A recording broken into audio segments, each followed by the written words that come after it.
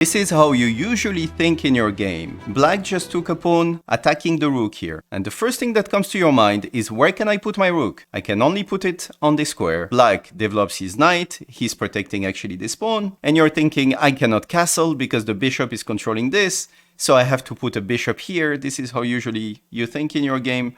So I can castle next. He takes. You take back with the knight because you don't want to take back with the king. So you can keep the right to actually castle. And then he puts the rook on d8 and you cannot castle still. And black in this position is much better. Emmanuel Lasker used to say, when you see a good move, think about a better one. There is another move to play in this situation that is not necessarily moving the rook. And this is the difference between you and a Grandmaster. In this situation, a Grandmaster sees that he has a pressure on this pawn.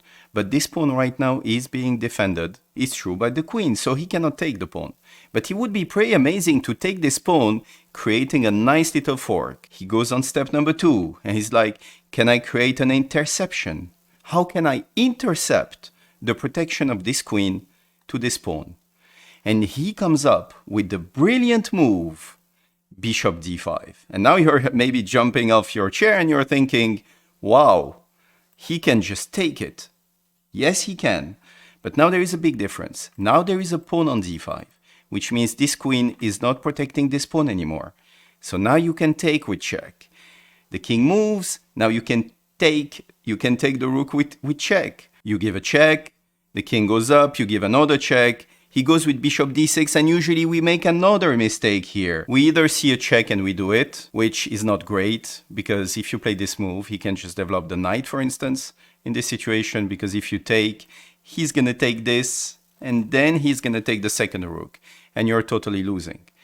So giving this check is not a move. Try and think, okay, now this rook is attacked, so I have to do something about it again. You go back to the first plan.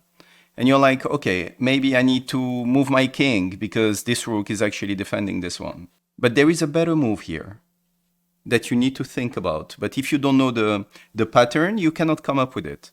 The king is in the center.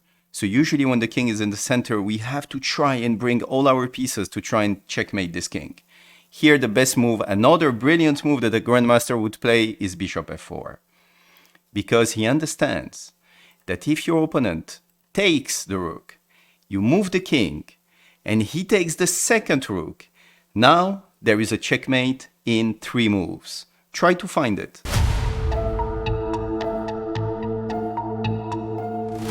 Here it goes, check, the king moves, you check with the knight, the king can only go here, and checkmate with the queen.